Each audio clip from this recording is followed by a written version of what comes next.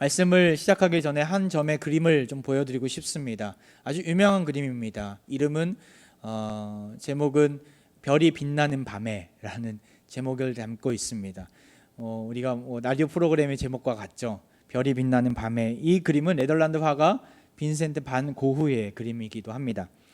가장 그의 작품 중에 널리 알려진 작품이기도 하죠.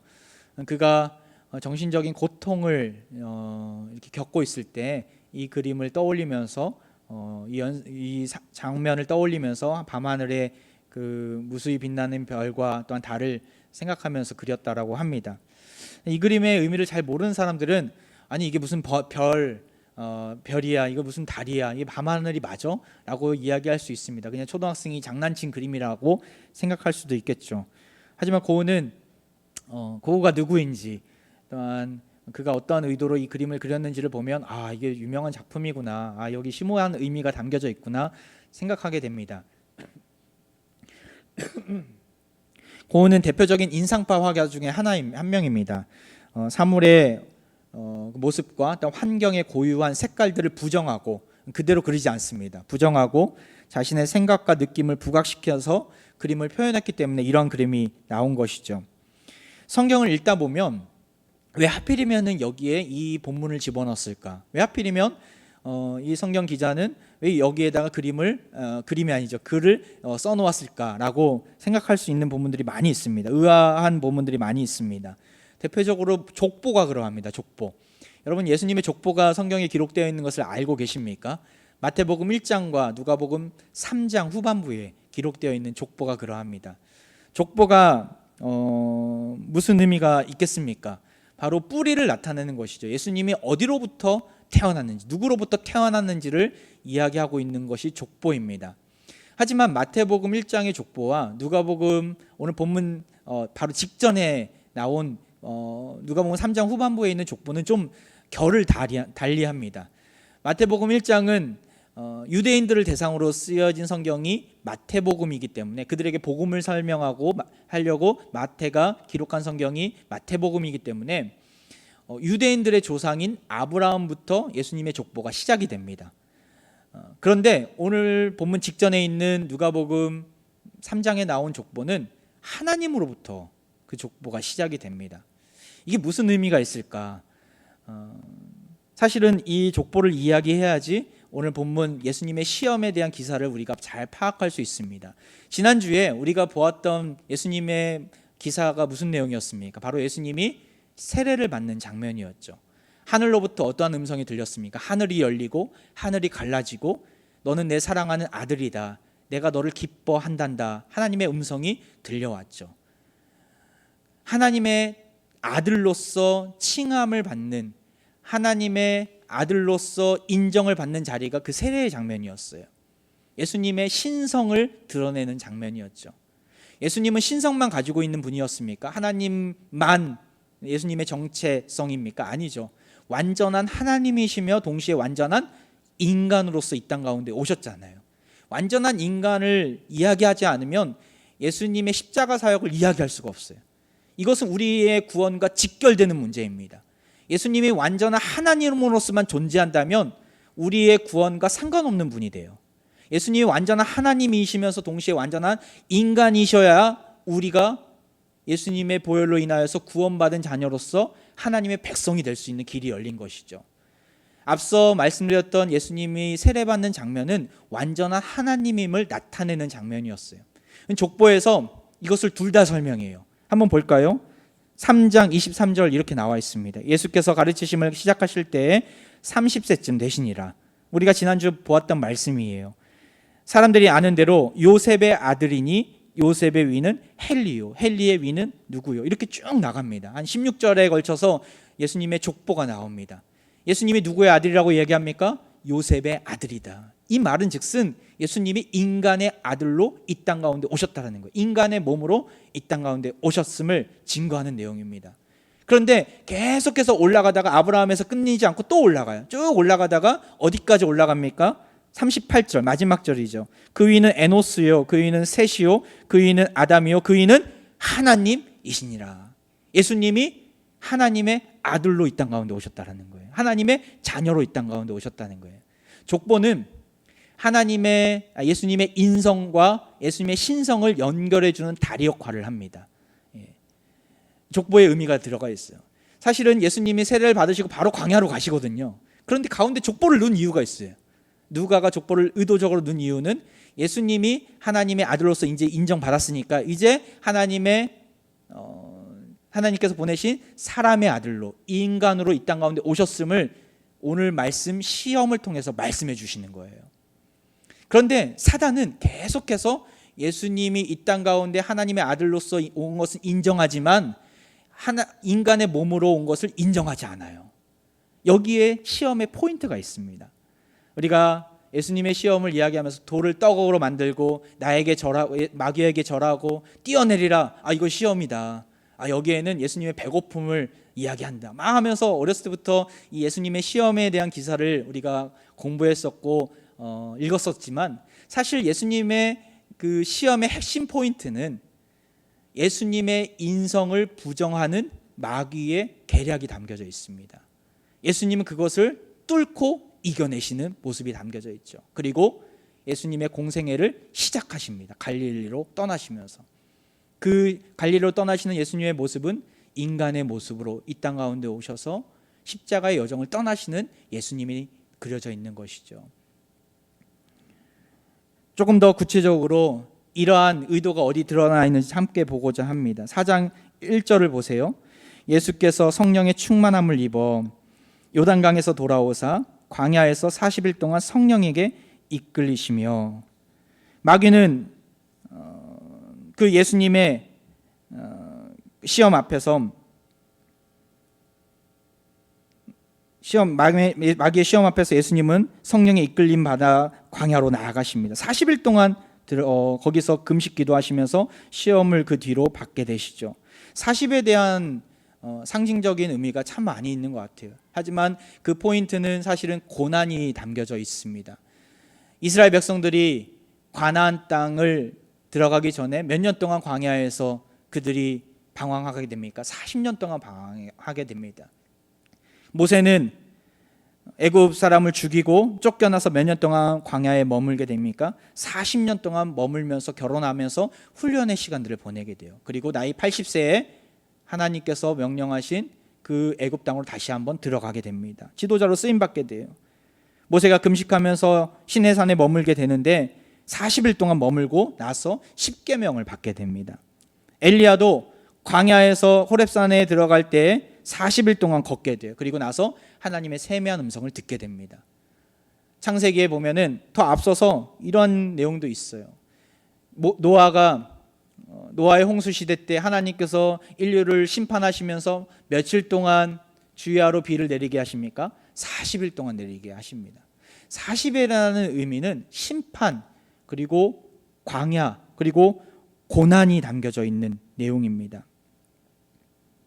공생애를 시작하기 앞서서 40일 동안 금식과 고독의 시간을 통해 공생애를 준비하신 예수님은 완전한 인간으로서 겪어야 될 모든 고난의 자리를 경험하시는 거예요. 예수님은 요단강에 머물러 있지 않으셨습니다. 세례를 받으시고 여기가 좋사오니 하지 않으셨어요. 그 세례의 자리에서 하나님의 아들로서 인정받고 나서 거기에 머물러 있지 않으시고 어디로 가셔요? 훈련의 자리로, 고난의 자리로 들어가시는 예수님. 산소망 저녁 기도를 통해서 참 많은 은혜를 주셨던 것 같아요. 또한 지난주 세례식과 입교식을 통해서 다시금 우리가 첫사랑을 알게, 하나님으로부터 깨닫게 되고 감격하면서 예배를 드렸던 기억도 있습니다. 엊그제 이제 교육자 가정교회를 하는데 기도회를 통해서 참 많은 은혜를 주셨음을 같이 함께 고백하는 시간들이 있었습니다. 하나님과의 만났던 그 첫사랑의 기쁨이 얼마나 소중했는지, 얼마나 감격스러웠는지 몰랐다고 하는 분도 있더라고요. 이 코로나 위기 속에서 우리를 지켜주시고 하나님은 큰 사랑을 우리에게 부어주셔서 이 자리까지 우리를 인도하신 줄 믿습니다. 우리가 중요한 것은, 우리가 여기서 놓쳐서는 안 된 것은, 예수님은 그 은혜의 자리에 머물러 계시지 않았다라는 거예요. 하나님을 만났던 그 자리에 머물러 계시지 않았다라는 거예요. 거기서 받았던 은혜를 가지고 어디로 가셨어요? 광야로 가셨어요. 광야로. 여기가 좋사오니 하지 않으셨다라는 거예요. 훈련의 자리로 나아가셨던 것이죠. 우리 또한 자이든 타이든 광야를 경험하고 있는 시대 속에 우리는 살고 있습니다. 코로나 시기가 우리에겐 광야잖아요. 그 광야 속에서 여러분들은 무엇을 기대하고 계십니까? 세상 사람들은 그 광야 속에서 척박하고 메마른 땅 속에서 먹고 사는 것이 너무나 힘들어서 지쳐있고 낙심하면서 머물러 있습니다. 하지만 우리 믿는 사람들은 기대하면서 나아가야 합니다. 그 광야 속에서 하나님께서 어떻게 만나를 주실지, 어떻게 나를 먹여주실지, 나를 살리게 하실지, 그 광야를 지나갔을 때 결국에는 그 40일이 지나고 나서 결국엔 나에게 어떠한 성숙함의 은혜를 주실지 우리는 기대함으로 나아가야 합니다. 목회를 이제 시작하는 마당에 코로나 시기를 통해서 참 저도 고민이 많아요. 어떤 분들이 목사님 시작하자마자 이런 일들 당해서 얼마나 심란하세요. 심란합니다. 하지만 참 감사한 것은 오히려 이것이 훈련의 계기가 되겠다, 훈련의 시간이 되겠다, 나를 검증하고 저 자신을 스스로가 검증하고 하나님께 더욱더 매달릴 수 있는 계기가 되겠구나. 요즘 들어서 그런 말씀을 많이 주시는 것 같아요. 지나온 세월을 볼 때 군대에 있을 때도 훈련의 기간이 있음으로 인해서 훈련 받고 자대 배치를 받고 또한 군 생활을 열심히 했던 기억도 생각이 나고, 선교사와 훈련을 받고 나서 파송받았잖아요. 3개월 동안 합숙하면서 가족끼리 같이 합숙하면서 훈련 받았던 그런 때를 통해서 선교지에 가서 정말 놀랍게 훈련된 모습으로 이렇게 쓰임 받았던 기억이 있어요. 이제 시작하니까 하나님께서 훈련시켜 주시는구나, 하나님께서 단련시켜 주시는구나. 놀라운 가나안 땅을 들어가기 전에 광야 생활을 통해서 하나님께서 나를 붙잡고 계시는구나, 이것들을 많이 경험하게 돼요. 여러분들은 어떠한 기대감으로 이 광야 길을 걷고 계십니까? 저는 우리 화평의 가족들이 이 광야 길을 단순히 힘듦의 시간으로, 고난의 시간으로만 여기지 않았으면 좋겠어요. 나를 단련시키시고 나를 연단케 하시고 나를 더욱더 성숙함의 자리로 이끄시는 그 하나님의 절묘한 계기로, 기회로 삼으시기를 소망합니다. 우리 공동체가 정말 믿음의 진격을 향하기 앞서서 이 광야 시간을 통해서 더욱더 하나됨으로, 성령의 하나됨으로 더욱더 서로를 돌아보고 이끌어주면서 앞에서 끌어주고 뒤에서 밀어주면서 이 위기를 잘 극복하기를 소망합니다. 이 위기를 잘 극복한다면 사실은 1년이 될지 2년이 될지 3년이 될지 모르겠지만 이 위기를 잘 극복한다면 앞으로 펼쳐질 10년, 20년, 30년의 놀라운 부흥의 역사가 일어날 줄 믿습니다. 그런 희망과 기대감을 가지고 정말 이 광야를 잘 우리가 통과하기를 소망합니다. 예수님은 그 광야길에서 사단의 그 시험 가운데 나아가시게 됩니다. 사단은 어떠한 전략이 있었습니까? 어떠한 전략을 가지고 예수님이 어떠한 부분을 쓰러뜨리려고 했어요? 3절을 보세요. 3절. 마귀가 이르되 네가 만일 하나님의 아들이거든 이 돌들에게 명하여 떡이 되게 하라. 하나님의 아들이거든. 이 억구는 세 번째 시험에도 똑같이 진행이 돼요. 먼저 9절 한번 볼까? 9절. 또 이끌고 예루살렘으로 가서 성전 꼭대기에 세우고 이르되 네가 만일 하나님의 아들이거든 여기서 뛰어내리라. 그가 시험하는 내용들이 돌을 떡덩이가 되게 하라, 또한 여기서 뛰어내리라 하면서 무엇을 조건으로 내걸어요? 하나님의 아들이거든. 하나님의 아들인 건 인정을 한다. 그러니까 아들인 모습을 보여달라는 거예요. 예수님이 이 시험을 또한 이 마귀의 요구를 할 수 없어서 안 들어준 겁니까? 할 수 있으세요. 하나님의 아들로서 할 수 있는 분이세요. 하지만 하지 않으세요. 왜냐하면 철저하게 완전한 인간으로서 이 시험을 받고 계시기 때문에. 여기서 만약에 넘어갔다면 어떤 꼴이 납니까? 바로 하와처럼 무너지게 돼요. 하와가 창세기 3장에서 아담과 하와가 어떤 시험을 받게 돼요? 동산 중앙에 있는 나무의 실과를 먹지 말라고 하나님 말씀하셨잖아요. 정령 죽으리라 말씀하셨잖아요. 그런데 하와와 아담은 뱀의 꾀임에 넘어가게 되죠. 그거 먹으면도 죽지 않아. 하나님처럼 될 수 있어. 눈이 밝아질 수 있어. 그 사단의 게임에 넘어가게 돼서 그것을 먹게 됩니다. 결국에는 그들의 죄악으로 인해서 온 인류가 죄 가운데 오염되게 되잖아요. 둘째 아담으로 오신 예수님은 이 시험을 통과하세요. 이 시험을 이기고 계세요. 이 시험을 그 마귀의 요구를 듣지 않으세요. 철저하게 완전한 인간의 모습으로서. 사단은 그렇게 계속 부정하잖아요. 당신이 하나님의 아들이지 인간은 아니야. 어떻게 하나님의 아들이 될 수 있어? 그냥 하나님의 아들로 편하게 살아. 쉽게 가자고. 고통 많은 십자가는 무슨, 내가 세상 권세를 다 줄 테니까 그거 누리면서 편하게 살아. 그게 서로 좋은 거야. 시작하는 마당에 마귀는 계속해서 예수님을 유혹하는 거예요. 하나님의 아들이거든. 하지만 예수님은 그 마귀의 계략을, 전략을 알았어요. 십자가를 지지 못하게 하려는 마귀의 그 방해를 알았던 것이죠. 그리고 그 마귀의 요구를 듣지 않으세요. 예수님의 시험의 의미들이 무엇이 있습니까? 첫 번째 시험은 어떤 시험이었어요? 우리가 읽었던 3절에 보면 돌들에게 명하여 떡이 되게 하라. 아주 단순해요. 돌들이라고 나왔는데 사실은 돌들이 아니에요. 누가복음 원어에 보면은 헬라어 원어에 보면은 돌이라고 나왔어요. 돌을 떡이 되게 하라. 아주 단순하면서도 심플해요. 마귀는요, 예수님의 이 시험을 보면서 우리는 마귀의 전략을 잘 알아야 합니다. 마귀의 방법을 잘 알아야 돼요. 우리를 유혹하는 방법들이 있어요. 마귀는 아주 사소한 것에서 조금씩 우리가 넘어지게끔 만듭니다. 아주 사소한 것들, 예를 들어서 예배 자리에 참석하는 것들, 기도 자리를 지키는 것들, 하나님께 매달리는 것들, 어떻게 보면 되게 사소한 일들이에요. 별 해도 되고 안 해도 되는 일처럼 여겨지게 만들어요. 거기에서 실패하게끔 만들어요. 예수님의 첫 시험은 아주 단순하면서도 아주 간단한 시험이었어요. 하지만 예수님은 그 현실에 타협하라는 그 상황 가운데 이 단순한 것들을 해도 상관없다라고 이야기하는 그 마귀의 게임에 넘어가지 않았어요. 여러분, 우리 앞에 어떤 시험들이 있습니까? 마귀는 그러한 시험들을 우리에게 제시하죠. 야, 이거 해도 돼. 주일날 교회를 나가는 건 내가 인정을 하겠어. 근데 세상에 돌아가면 세상 방식대로 살아야 돼. 광야의 방식이 있어. 세상의 방식이 있어. 그 방식대로 순종하면서 가는 게 서로가 좋은 거야. 교회 안에서는 거룩한 모습을 유지하지만 세상에서는 세상 사람들과 똑같은 모습을 가지고 살아야 돼. 그게 지혜로운 거야. 마귀는 계속해서 우리를 유혹합니다. 작은 부분에서, 아주 사소한 부분에서 넘어뜨리게 하는 것이죠. 이것이 마귀의 전략인 거예요. 예수님은 그 마귀의 시험을 말씀으로 이기세요. 두 번째 시험은 어떤 시험이었어요? 천하만국을 보여주면서 하는 시험이었죠. 6절을 보세요. 이르되 이 모든 권위와 그 영광을 내가 내게 주리라. 이것은 내게 넘겨준 것이므로 내가 원하는 자에게 주노라. 마귀는 시험을 우리에게 할 때, 시험을 줄 때 거짓말로 줘요. 거짓말로. 여기서 보면은 거짓말이 들어가 있어요. 이것은 내게 넘겨준 것이므로. 이것이 뭐였어요? 천하만국을 보여주면서 이것은 다 내 것이라는 거예요.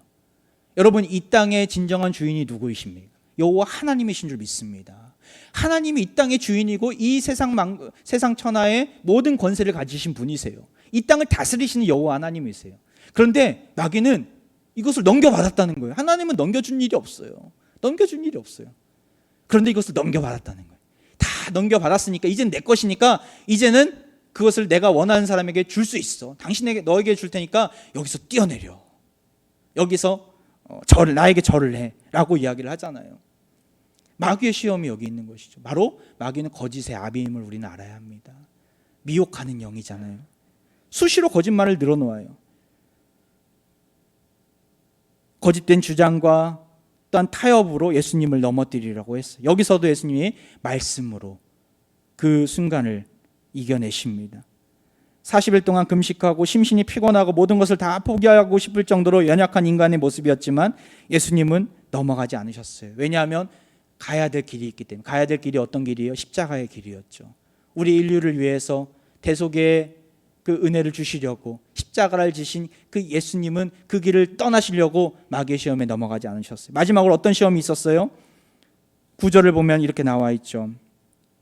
또 이끌고 예루살렘으로 가서 성전 꼭대기에 세우고 이르되 네가 만일 하나님의 아들이여든 여기서 뛰어내리라. 마귀는 그리고 나서 성경 구절들을 막 얘기를 해요. 기록되었을 때 성경 구절들을 얘기를 해요. 이게 무슨 의미가 담겨져 있습니까? 바로 말씀을 왜곡하는 방법을 쓴다는 거예요. 말씀을 자기 마음대로 해석해요. 하나님 말씀에 자기가 필요한 것만 골라서 자기의 목적을 위해서 이용하는 마귀의 모습이 담겨져 있어요. 우리가 이 땅을 살아가면서 말씀을 정말 잘 연구하고 잘 보아야 되는 이유가, 분별력이 필요한 이유가 여기에 있어요. 이단들은 그들이 필요로 하는 목적을 위해서 필요로 하는 말씀만 꼬집어내요. 뽑아내요. 그리고 그것을 가르쳐요. 하나의 논리로. 그러니까 처음 말씀을 모르는 사람들은 그걸 보면 와, 대단하다. 야, 신천지가 정말 대단한 것 같아. 그 안에 들어가서 말씀을 공부하다 보니까 야, 정말 교회에서 가르쳐주지 않는 복음들이 거기 많이 있어. 이렇게 여긴다는 거예요. 사단의 방법이에요. 말씀을 읽을 때는 전후 맥락과 상황들을 보고 신구약을 왔다 갔다 하면서 하나님 말씀을 전반적으로 같이 인식을 하고 이해를 해야 되는데, 한 구절만 뽑고 그 말씀이 마치 모든 것을 대변하는 양 이야기하는 마귀가, 또한 이단들이 우리 앞에 놓여져 있는 것이죠. 우리는 말씀을 볼 때 정말 여기서 분별력을 가지고 보아야 합니다. 마귀가 선택했던 방법들, 첫 번째, 두 번째, 세 번째 시험 속에서 무엇이 보였어요?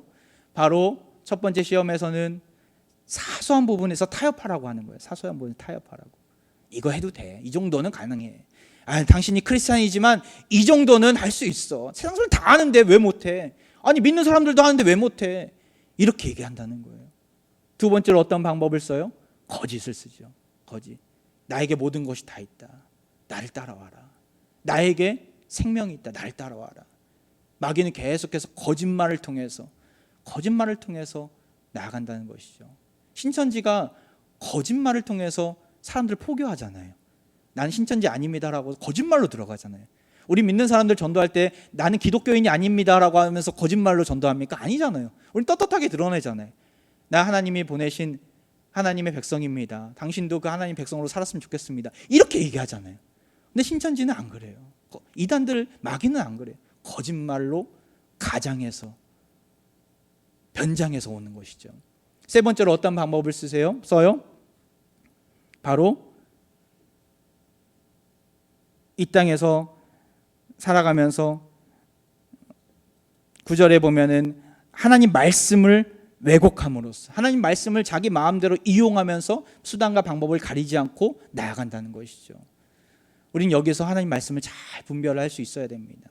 마귀의 음성에, 또 마귀가 보여주는 것들에 미혹돼서는 안 됩니다. 마귀는 스스로 우리를 유혹합니다. 자기 합리화를 통해서 넘어뜨리게 하죠. 신앙인으로서 살지 못하도록, 사명의 자리에 앉지 못하도록 방해하고 걱정과 근심의 자리에 머물게 합니다.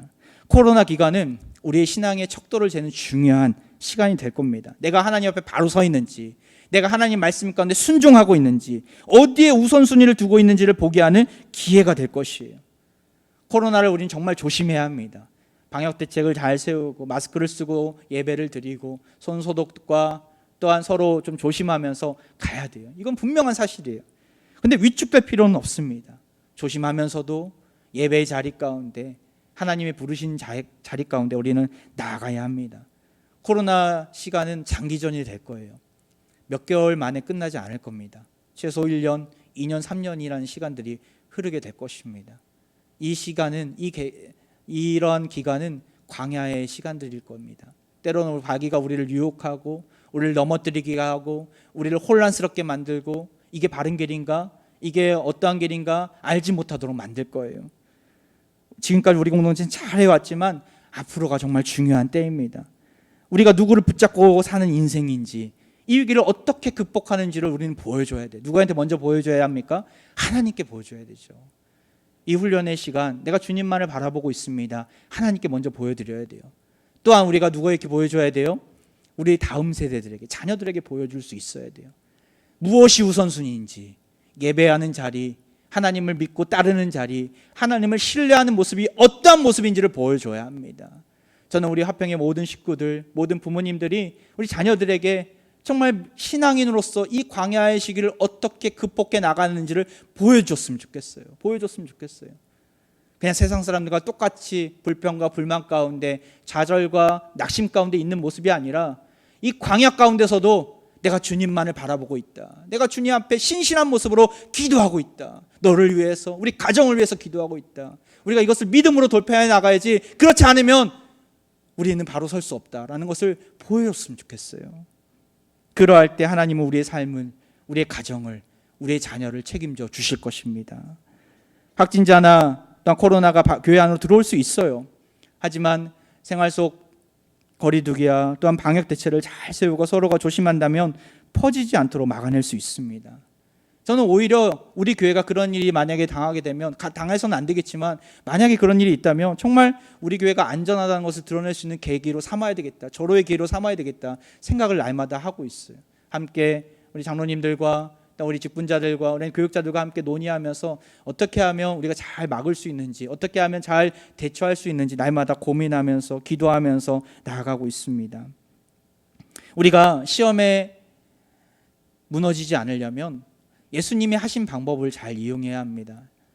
짤막한 시간이지만 잠깐 더 볼까요? 1절을 다시 한번 보겠습니다. 예수님이 어떻게 유혹을 이겨내셨는지 잠깐 볼게요. 1절을 보겠습니다. 같이 한번 읽어볼까요? 시작. 예수께서 성령의 충만함을 입어 요단강에서 돌아오사 광야에서 40일 동안 성령에게 이끌리시며, 여기서 반복되는 두 단어가 있죠. 뭐예요? 성령이라는 거예요. 성령.